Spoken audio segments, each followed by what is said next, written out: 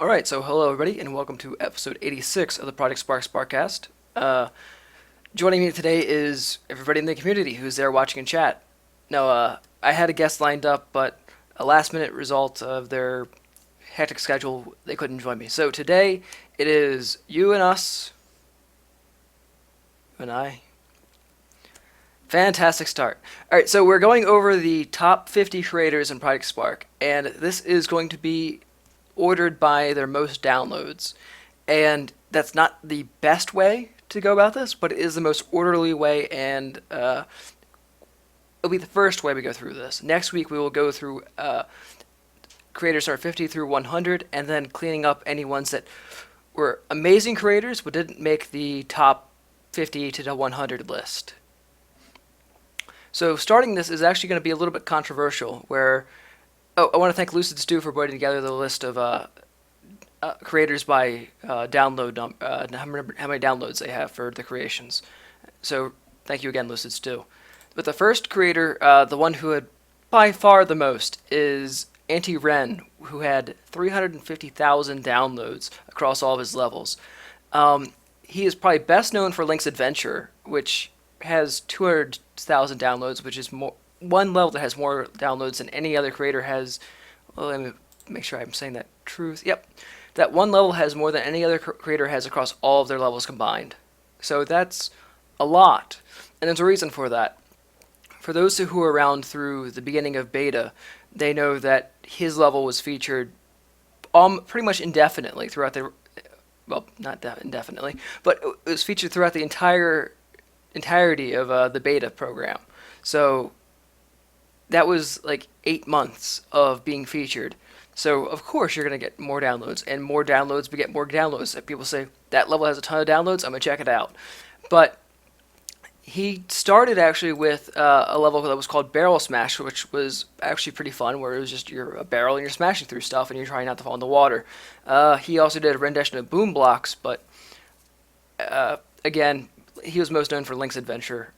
He did a Crystal Story, Waterworld, Link's RPG, which, if that one was featured and he had like explored that a bit deeper, where he had turn-based combat with the Legend of Zelda theme, I would be a bit more ecstatic that he was the number one creator by downloads. He did Haunted Isle, which I didn't actually know he'd made before, but there it is in his list. And his most recent was Trey's Adventure, which was quite a while ago. So he stopped creating after 8 levels. So how many downloads would he have if he had continued producing? Maybe like 400,000? That seems reasonable. Alright, so we'll keep moving along this list. And number 2 is actually Servaletta. Say that 5 times fast. He's best known for Planet of the Dead, which was a pretty cool zombie-based game. I don't know. Let's see what else he had in there. Gonna look up his gamer tag and see what's in there. Yeah, Zombie FPS Showcase. He did a bug report. That was a fantastic level. I'm sure he deserved all 11 of those downloads. All right. Yeah, he has several dozen actually levels that he made, but Planet of the Dead had the most downloads. He had most of them were other like first-person shooter things, some Conquer levels. So he had a variety of levels, but most of them were related to Planet of the Dead, either Planet of the Dead 2 or 1.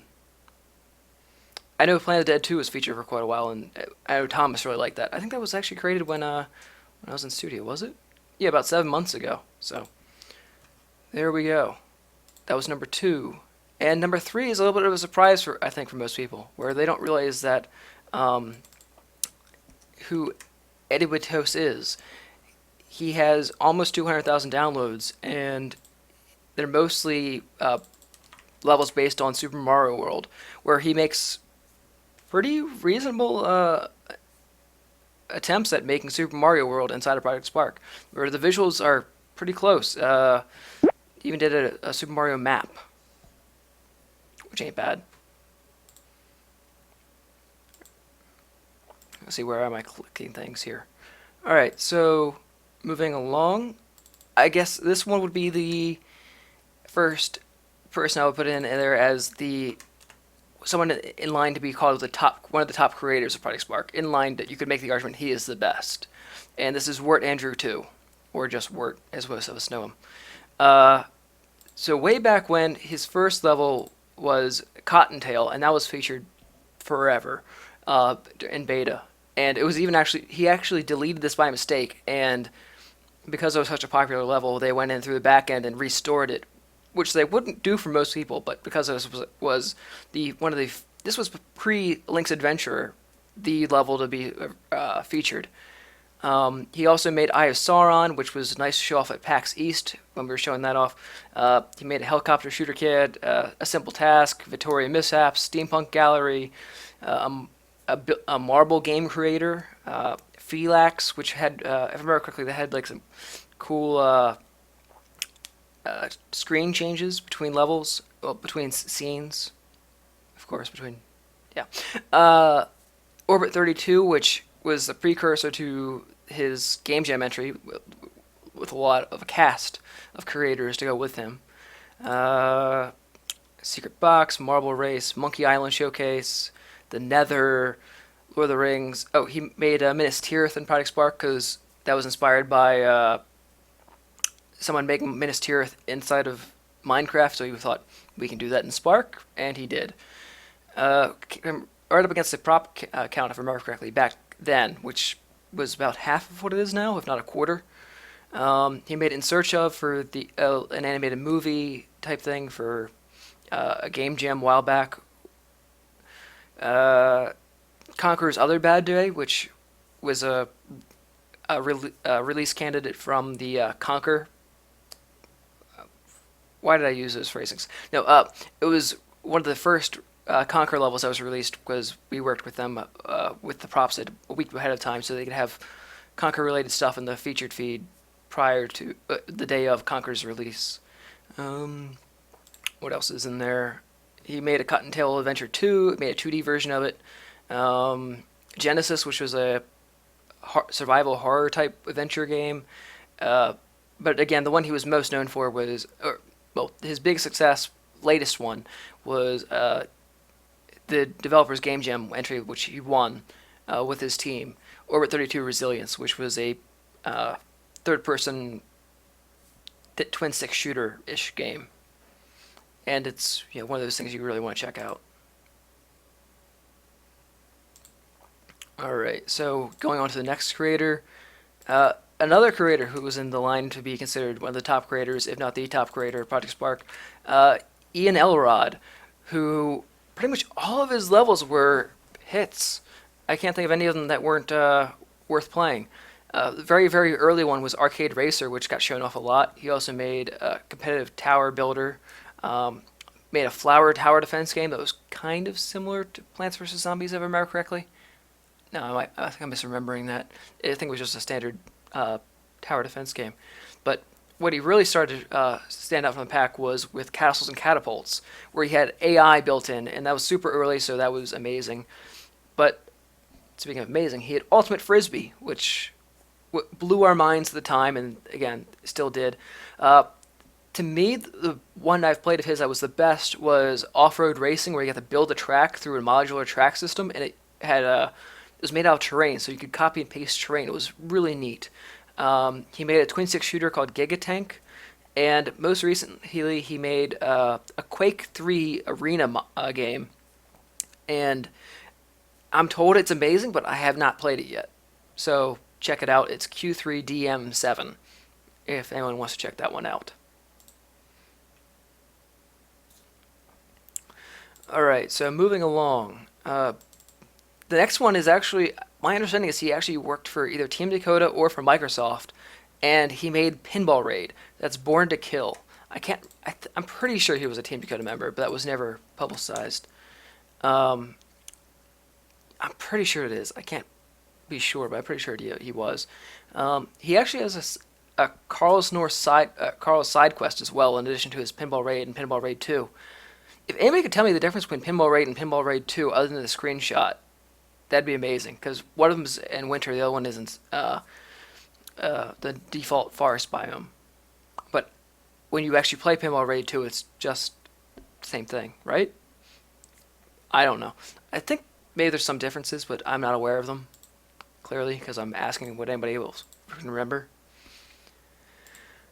Alright, so 3 in a row. Actually, there's going to be one more person after this that it'll be 4 in a row for creators that deserve to be considered among the best creators ever. And that is Charlotte. And I don't know if she ever got the attention that, or the respect that she deserved from the wider community, but among the core community, she was revered in terms of what she was able to put together in a real pinch. And my understanding is she's actually gone into game development and started her own studio outside of Project Spark. So we wish her the best of luck. She made probably my favorite action puzzle game, which was Reactor, and then made a sequel to it based on a suggestion I made. So of course I'm a little biased there as well. She made Fluidity, which was an amazingly animated fish with thousands upon thousands of bubbles that were floating around and looked amazing.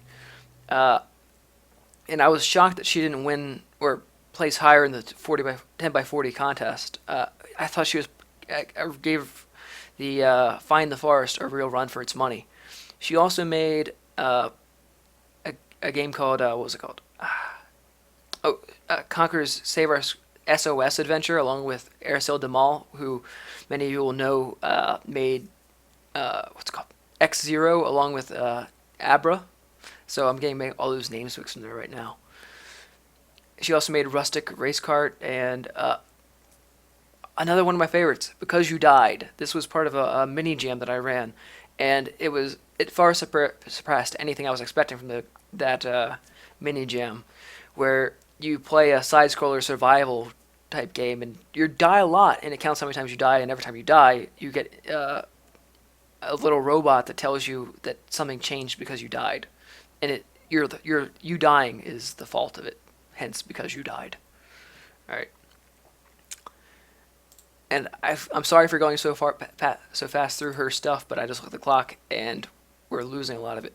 But she also did a Jingle Scroll event, which a level which got like 51,000 views. So that's worth noting as well. That was from the first game jam, if I remember correctly. All right. Alright, so 4th in a row, Mr. X Bob. He was best known for his renditions of existing content. Whether it was Oakvale Fable, which netted him a now legacy and perpetually valuable custom-made Lion's Head Studio Xbox 360, decaled to make all in their it's a white Xbox 360 with all the Lion's Head Studio decals all over it, and he deserves to be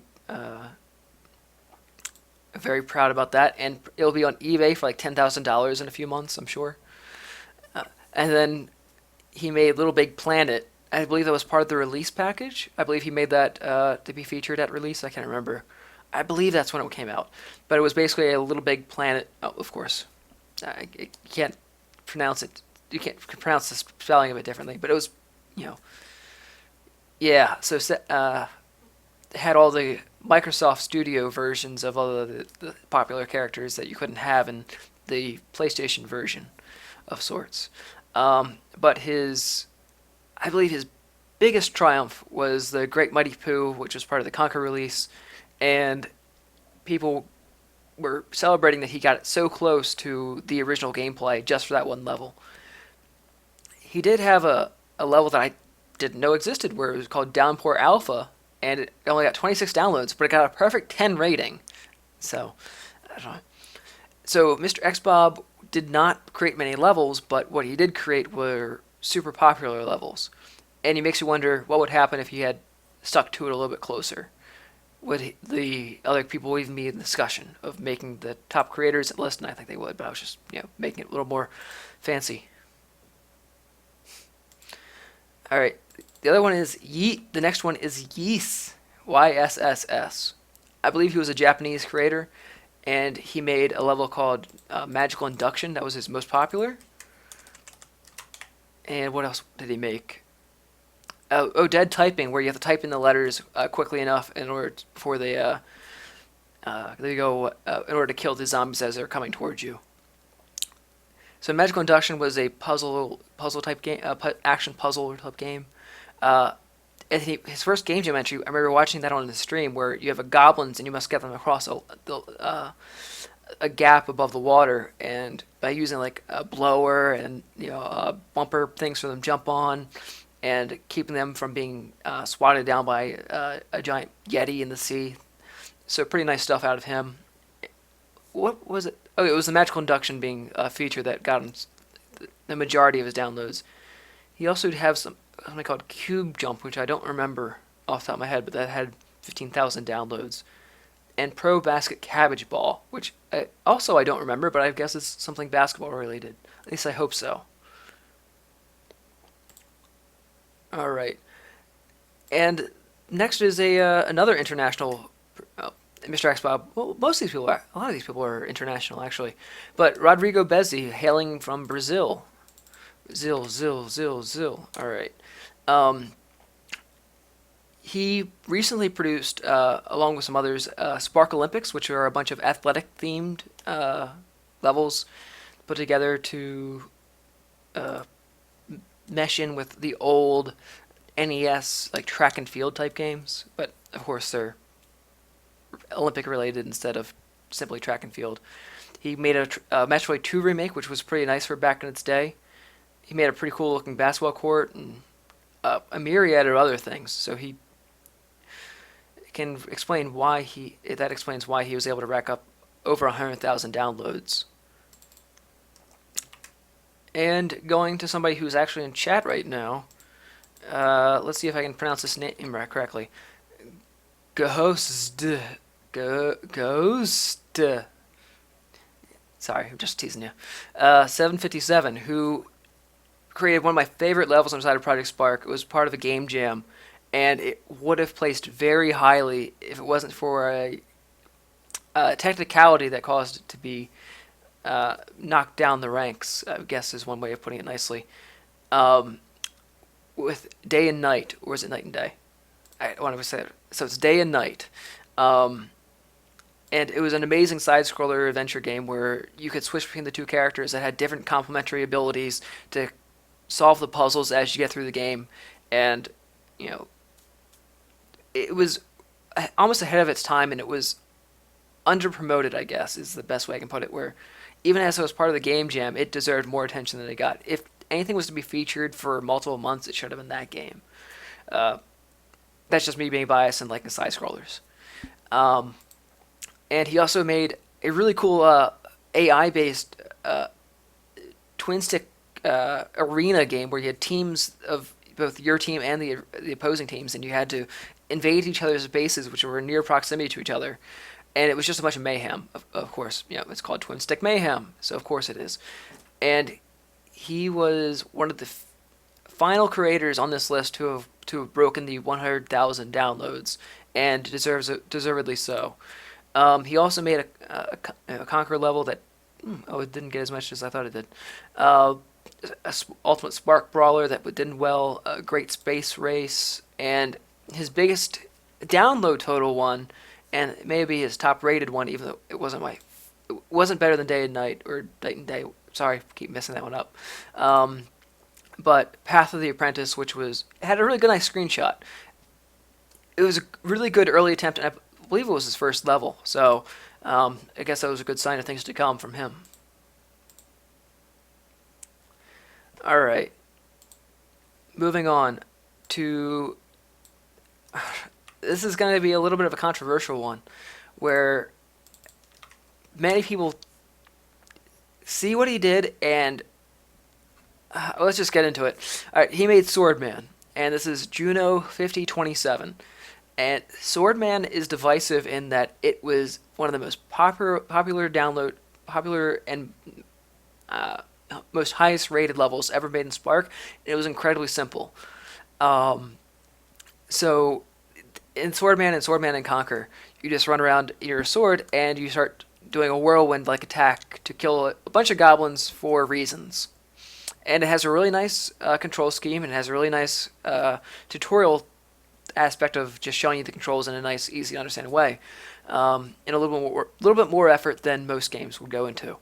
But He did have a level that I love, which was Gravity Maze, where your character actually changes orientation and goes through the maze by changing the pull of gravity.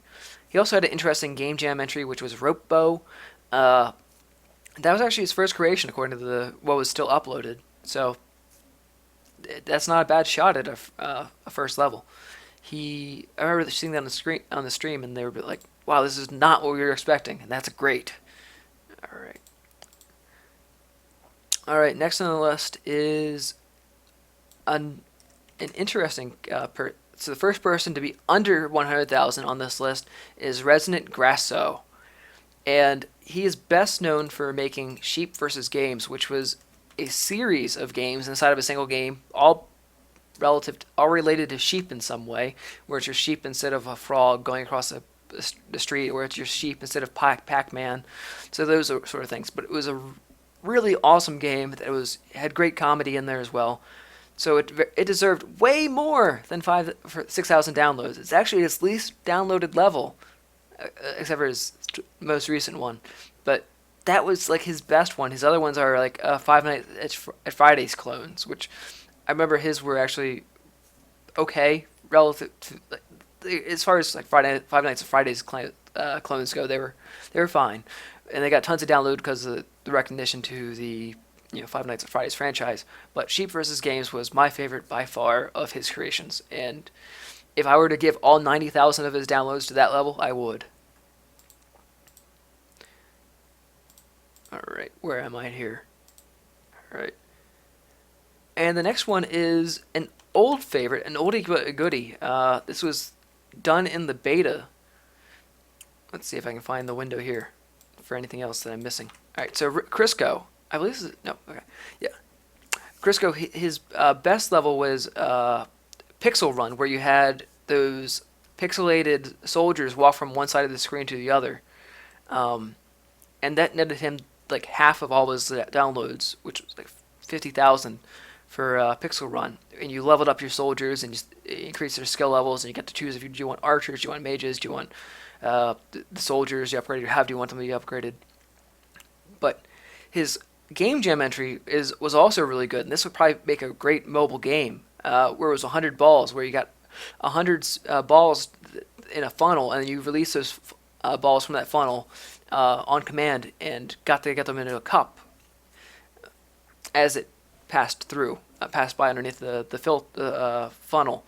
And if they missed, then they disappeared, but they went into the cup, then they went back into the funnel. So the more balls you get to the cups, the more points you scored.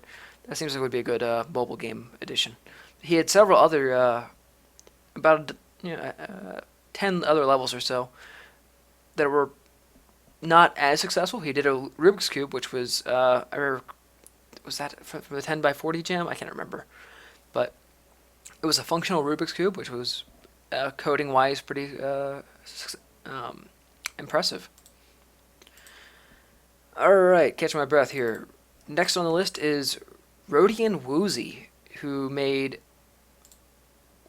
probably the most opportunistic level to make in order to make it onto this list, where he made Arcade Runner from the first Game Jam, and he released it basically at the very beginning of the Game Jam, and netted tons of downloads and upvotes from being basically the only thing that was in that feed for the majority of the competition, because everybody else was waiting to the last minute to upload their submission. So this was an infinite runner, and he amassed almost 60,000 downloads from being opportunistic, where the remainder of his levels didn't see that level of success. Some things were like daily challenges, language checkers, a lighting game, and then some assemblies. So his big claim to fame was being very opportunistic and getting something done quickly. It may have been, I don't know, maybe it was started early, I don't know. But it was ready at the right time, and he jumped on it. So good on him for doing that.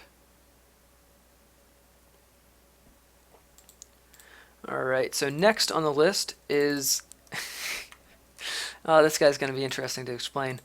Exquisica, for those of you who aren't familiar with him, he made a bunch of assembly levels and prop prop sculpting levels, and many of them are adult oriented, like based on like Leisure Suit Larry, where he made levels called like Babe Quest, and you can't make this stuff up. I could, but I'm not going to. But he also made legitimate levels, more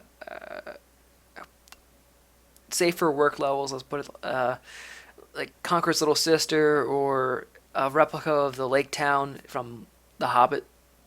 Was it Lake Town or Lake Shire? I want to make sure I'm saying that right. Lake Town, yeah. And some other Conquer levels, a lot of statues and stuff like that. So we'll leave it at that for him, so that we can stay on the up and up for being PG-13 on this channel. All right. So next on the list is a bit of a controversial figure as well. Second Acid Rain, where he was a die-hard achievement hunter who maybe bent the rules a little bit, and by maybe I mean I'm positive he did, and know of situations that weren't so great. But he did make some cool levels that were almost all 2D games based on their icons. He made a replica of the world's hardest game and submitted that to a game jam, and Fall Down HD, that sort of thing. So he made a lot of his stuff. He actually put a lot of effort into making good games, but then he also put a lot of effort into cheating the system. So I guess that's all we'll say about him. The next guy is a guy who actually has an achievement named after him. Speaking of achievements, Snicken. So you'll see like In the Footsteps of Snicken, and he was best known for his Waves of War, though may not actually recognize that he was creator of that series, where that was levels remixed 1,000,000 times before Lineage existed, and it was eventually changed to like different versions of the tower defense game, where he put in a system where you could upgrade your troops, upgrade your equipment, that sort of thing,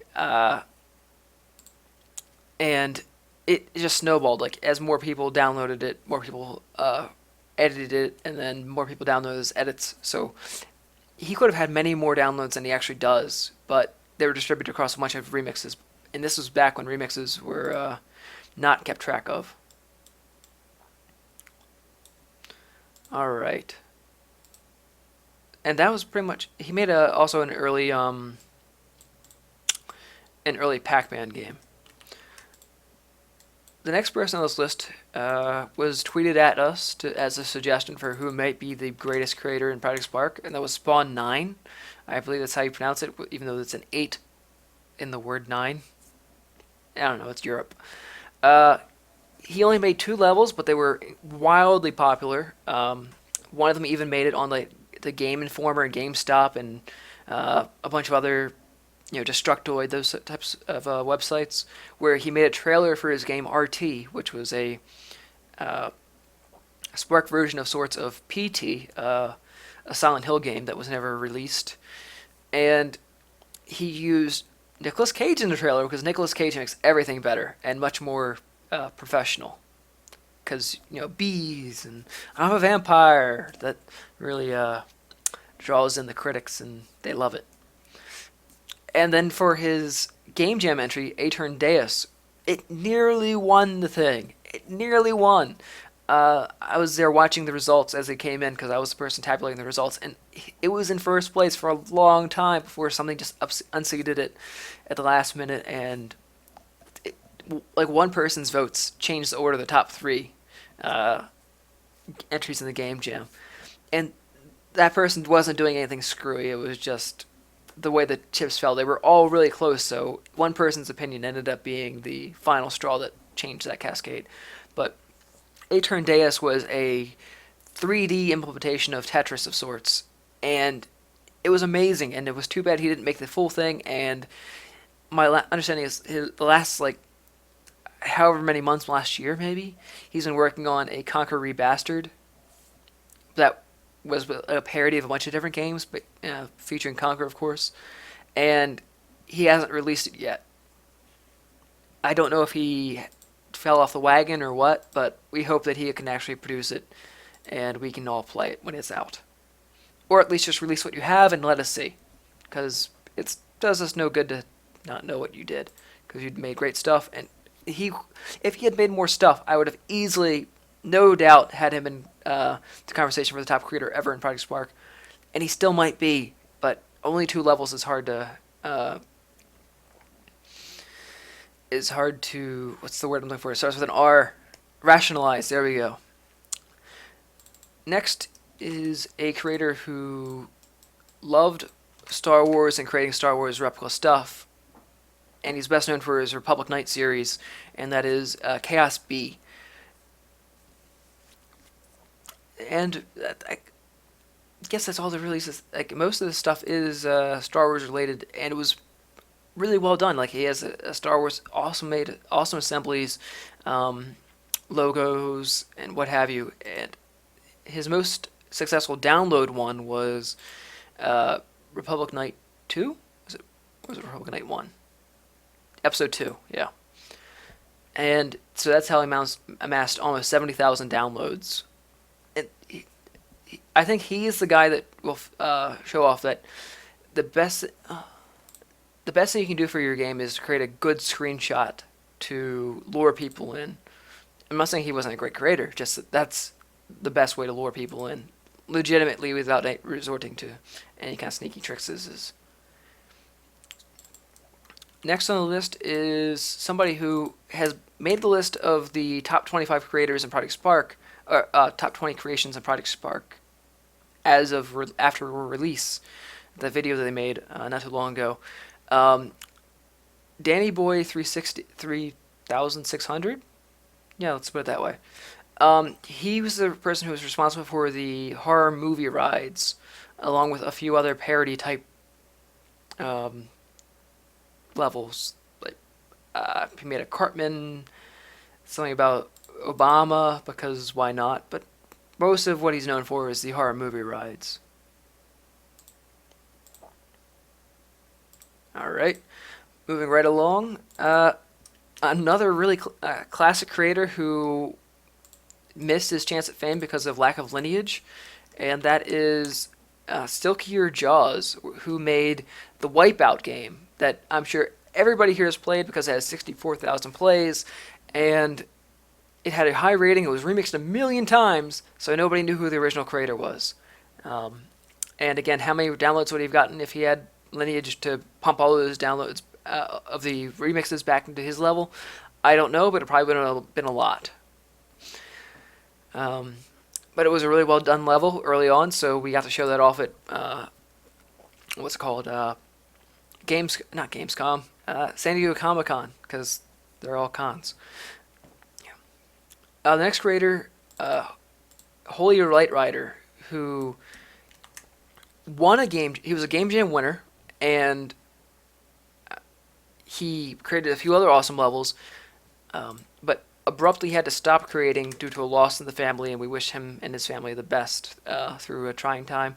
I know he was working on a developer's Game Jam entry when he had something to stop, and that was really sad. But The Furious Little King was among one of the best creations, even though it was visually in the game field. The destroying machine, whatever you want to call it, tank, that was impressive, whereas everything else was a little bit dull. But the gameplay was really interesting and enjoyable, and the customizing of the tank was well balanced, and it had a myriad of ways of doing it, so that was great. He also had a series called Eve's Story, which did rather well for him. He got the majority of his downloads through Eve's Story, but The Furious Little King was, I would put that as his top creation. And there's this guy, I'm not sure if any of you have heard of him, but Chargin' My Laser, easily in the conversation for top creator in Project Spark, among Word Andrew and Charlotte and etc. It is insane how many levels he pumped out in the short amount of time that he was part of the community, and it was a really short time period, but he made a lot of stuff, and pretty much all of it was really good. The first thing I knew him from was the Invasion 2. He had an Invasion, but I don't remember playing Invasion. It did rather well with 17,000 downloads, but Invasion 2 was his signature creation, where Team Dakota I saw months after it was released, still playing it in the studio. He also made Shifter, which was a brain-burstingly difficult. It's just a mind freak type game where you have to hit the letters in a certain. It's something you have to check out. He made Polarity, which had amazing AI. In fact, it was almost too good. Where if you work with if you play single player and you have a bot companion, the bot will almost be too good to play the game. Eyebrawl, which was a fun twin stick shooter, which though it was it twin stick or a single stick? Because I remember it was a single a solitary single location. You weren't moving around, but it was an interesting defense game. Made a void artifact, treasure chest. And another one of his game jam entries was the cube, where you actually solve a Rubik's cube from the inside and have a pestering sidekick voice, his wife, insults you through the entire process. He made a bunch of 10x40 game jam submissions, and his final creation, surprisingly, was Candy Rush alongside of Wirt Andrew, where you run around trying to collect as much candy as possible within the time limit, and it was It wasn't the best way to go out, but he is now working in. My understanding is he's working in Unity to recreate Invasion 2 and games along those lines. So we wish him the best. Another person that was around more earlier than later was One Man Riot, and the only game I know from him was his competition that Wirt Andrew ran, where it was ARM, the Signable Wars. Is there anything else in here? So Biospark Infinite has his second most downloads after that one. But the Signable Wars was a pretty nice third-person shooter where you got to customize your character, customize your gun, and deal with waves of enemies. And the background environment looked really, really nice. There was a large variety of enemies and enemy types and enemy AI. So that was something worth checking out even now, even though it was made a long time ago. Alright, looking at the time. Oh, wow. Alright, so I have to try to speed through this. We are down in the last bit of this for the top 50. X0 was made by Aristide Demal and Abra. And Aristide was the one who published it, so he's the one getting on this list at this point.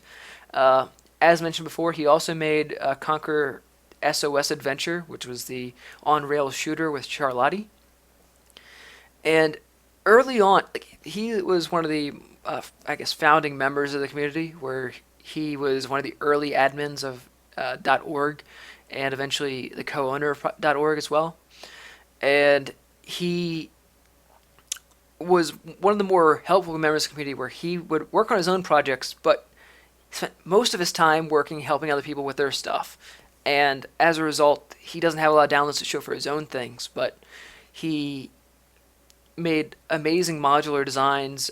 He is actually the person responsible, for my understanding, for the redoing of not only the castle pack to make it modular, but also he gave feedback that changed the progress and the directionality of the dungeon pack. So everybody who's using Project Spark has a lot to thank Aristide Demal for. Alright, the next person on the list is actually interesting. I'm not going to say his... I guess I'll say his game. It's fine. He was the lead designer of Project Spark, and eventually the studio creative director. And he made Decotris, which was featured upon release and put into the Team Dakota Made feed. And because it was basically Tetris made by Team Dakota, it racked up tons of downloads. And after Lineage was fixed, then he got pumped with a bunch of downloads as well on top of that, because it was remixed 1,000,000 times. I remember him telling me about that. But yeah, he was a really cool dude. He only made that one level, and it got him 56,000 downloads. Yeah. Alright. Next person on the list, the person who actually made this list, Lucid Stew, who made a variety of levels, but the one he's most proud of is called Squirrel Fight, which I'm not sure if many people have played. Let's see how many downloads that has. He also made a bunch of other games like Music Pitch Toucher. He made a non-DLC car Iron Amigo was a hilarious game jam entry. Squirrel Fight has 3,000 downloads. So I know it's the one he's most proud of. So if you want to check out any of his stuff, check out Squirrel Fight! Exclamation point. But it wasn't his most downloaded. Oh, come on, phone.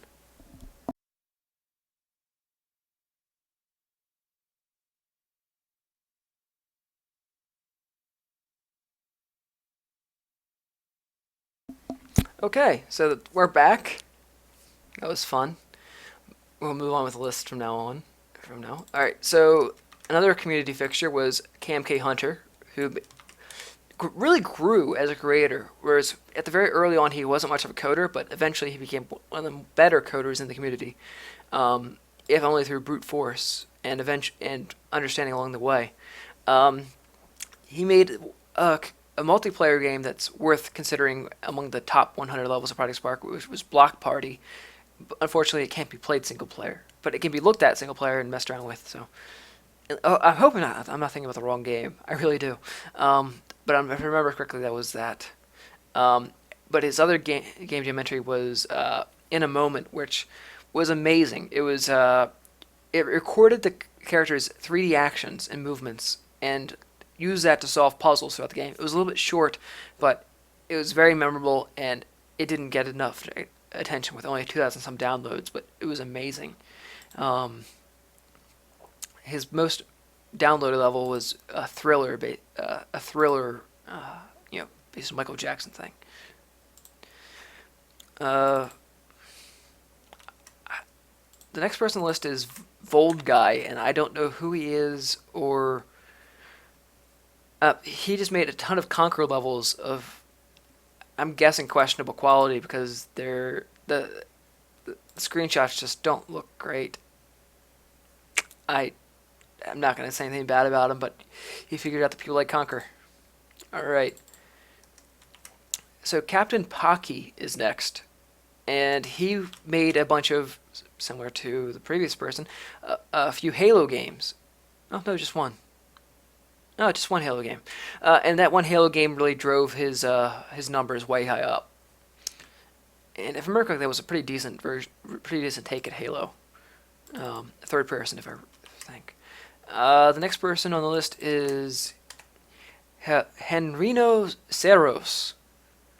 I probably should say it with a Spanish accent, but I don't have one.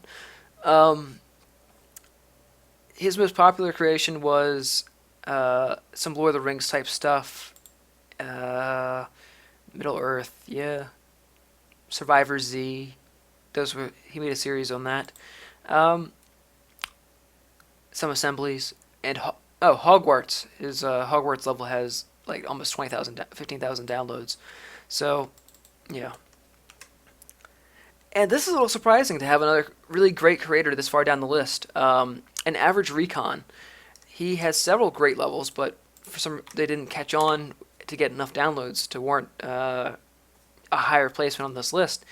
Where he made Exo Tower Defense, which might be one of the best tower defense games ever made in Project Spark, along with a really awesome but painfully flawed game jam entry, which was a Rube Sparkberg machine. Unfortunately, with Xbox users, the draw distance wouldn't allow them to see the full extent of what was going on in that level. He also made a Black Ops Zombies level, which did pretty well, and Dying Light, which was a really good, another awesome creation for the game jam. He worked with us also on a Conquer Defense level for the release of Conquer. So he worked with myself, and Bob Schmacky on that level. That one didn't do so well, but I think it had a good promise, and we worked really hard on it for a few days ahead of the release of Conquer. Another creator who goes under the radar but did amazing stuff was Elysian Rain, and her most recent creation was Into the Sea, which was a game jam entry, a side scroller under the water swimming thing. But the backgrounds were amazing.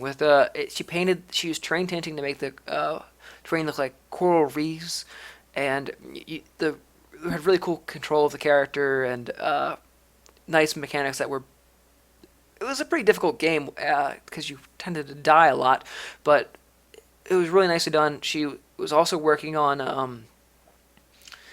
an, a strategy, almost a MOBA strategy type game inside of Project Spark, but she was using a lot of custom assets, and I think she burnt herself out or was waiting for TO17, and that one didn't seem to come fast enough. So we didn't get to see anything other than screenshots from her, so she doesn't get the downloads for it. She did rebuild her house inside of Project Spark, so you can still play that. That's her most downloaded level with 15,000 downloads, and it's a pretty nice rendition of her own house inside of Project Spark. Worth checking out. A good friend of mine is on this list next with Instant Kafka. He is the person that is probably best known for Space Gunk vs. the Galaxy, which I worked on him with. He had a great system set up to...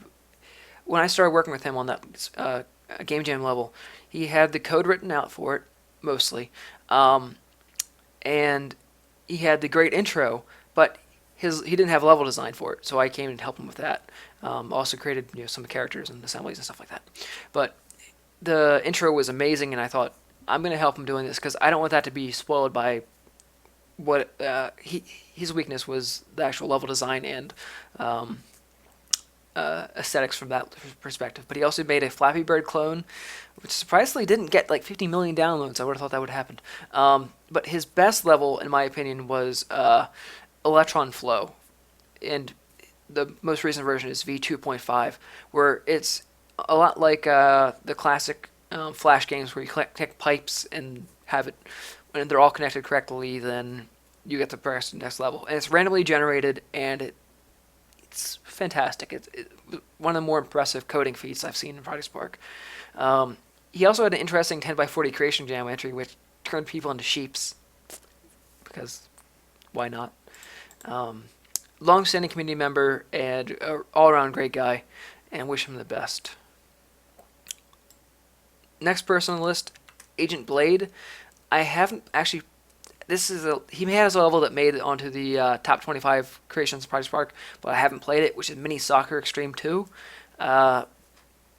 So that one propelled him really far in a really short amount of time. Moving on to...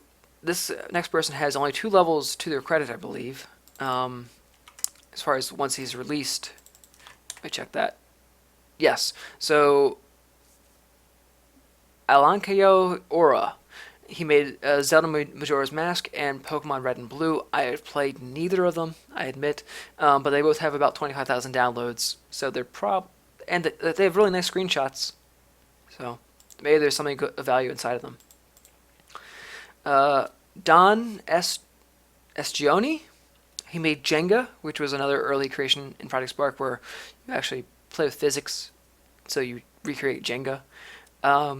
Ian Withers, he created Infected, which was a second place Game Jam finisher where it was a stealth action game. It had a lot of good humor and a lot of awesome mechanics in there. OU1 Nicholas created Mario Kart Project Spark PS. I think the screenshot showed this one where it had really nice characters looking in the screenshot. I haven't played it, but if you're gonna go after a game mimic, then there are worse franchises to go after than Mario Kart. That's a good one.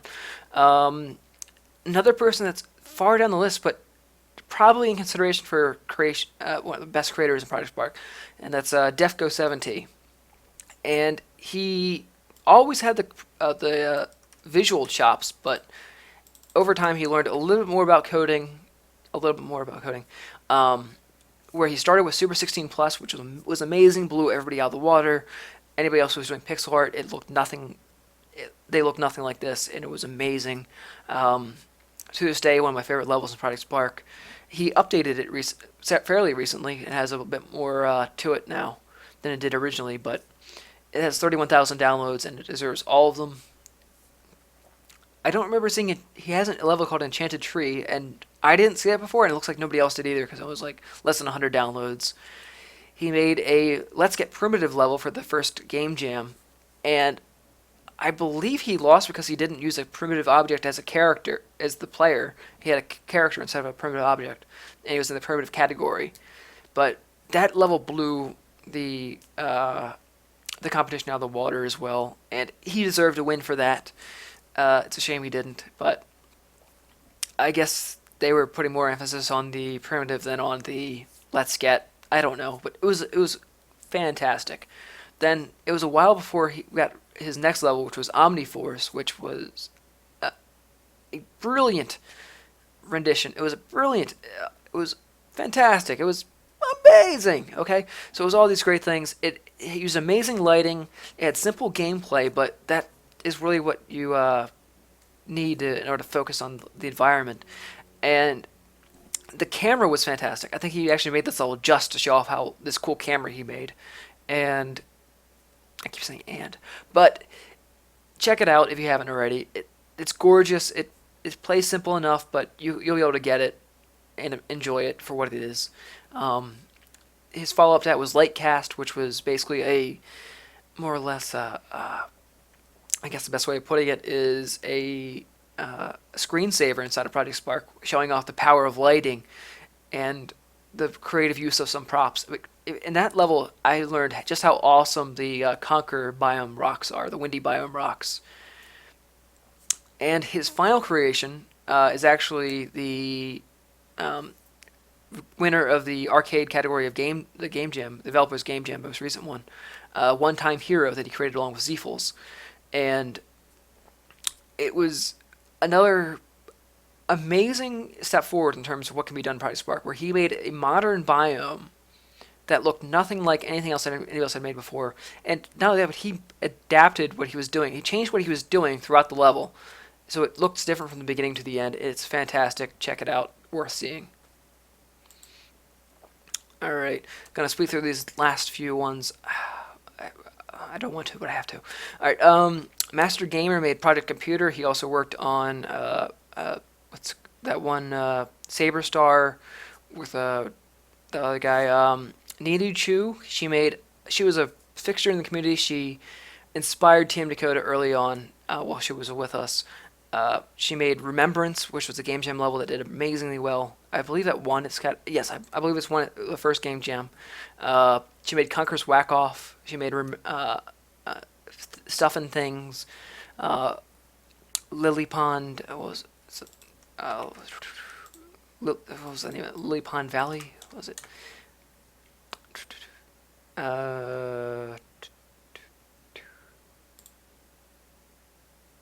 A Blossom Garden, yeah, which was a really nice Asian theme thing. Her final creation was for the Creation Jam, and it was an animated dragon of sorts, before we actually got the real dragon, so that was nice. Alright, Fotef, moving on. He made Plinko, which was an early first Game Jam entry, and it thrived because of that, much like Rhodey and Woozy from earlier. Enter the Spark made the Enderer series, which had I remember the Game Jam entry had a really cool battle scene. Drifta H made Vivid Ed and Tedious Blue and Envious Green, side-scroller primitive games. Chris887, I don't remember anything this guy made. I don't. Lost in the Labyrinth. I haven't seen any of these things before, so he's a surprise to me. Nelson Jav, this guy made, I believe he was actually a guest on the SparkCast at one point. He made Home Alone, and that was a modern house made out of primitives mostly. And it was pretty impressive what he did at the time. And finally, in the top 50 is Nanopuff, who made games such as Save the Animals.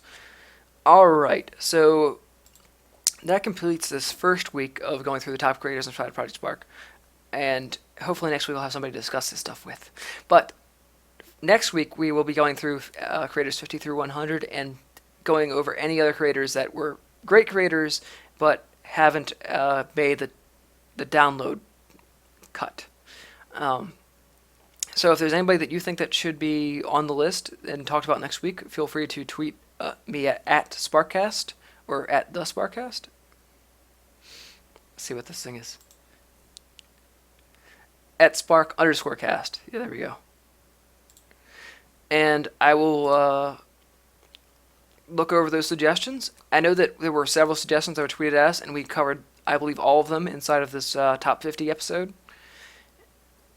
And I hope you guys have enjoyed this top 50 list. I will be making this list visible. But actually, Lucid still already has this list visible on the forum, so go ahead and check it out there. I'll be posting this video onto YouTube and .org later. So thanks everybody for watching, and I hope you guys enjoy the show. See you guys next week. And stuff. Bye.